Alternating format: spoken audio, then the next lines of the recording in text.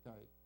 Saviez-vous que 40% de la population souffre de maux de tête régulièrement ou occasionnellement? C'est un fléau ici que personne ne peut éviter.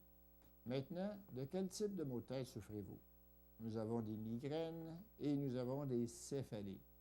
Alors, saviez-vous que le tissu cérébral n'est pas sensible? C'est-à-dire que les maux de tête ne proviennent pas d'une douleur du cerveau.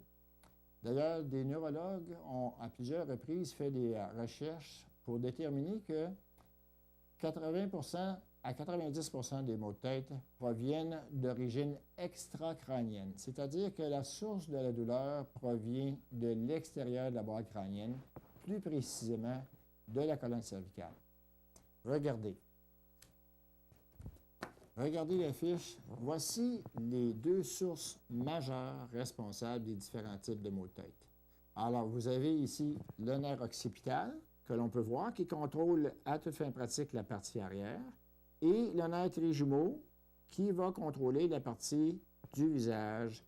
Alors, si vous pouvez répondre oui à l'une des questions que je vous pose, vous allez probablement souffrir du type de maux de tête qui provient de la colonne cervicale.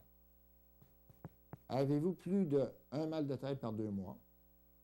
Avez-vous remarqué si les douleurs sont toujours apparentes à la même position dans la tête, c'est-à-dire vos maux de tête sont toujours au niveau du front, au niveau de l'arrière, au niveau des tempes, etc.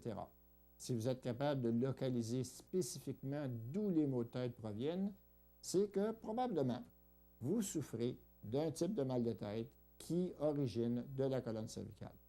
Dans un tel cas, consultez le plus rapidement possible parce que le chiropraticien est certainement le professionnel tout désigné pour faire un diagnostic et établir un protocole qui convient à votre condition.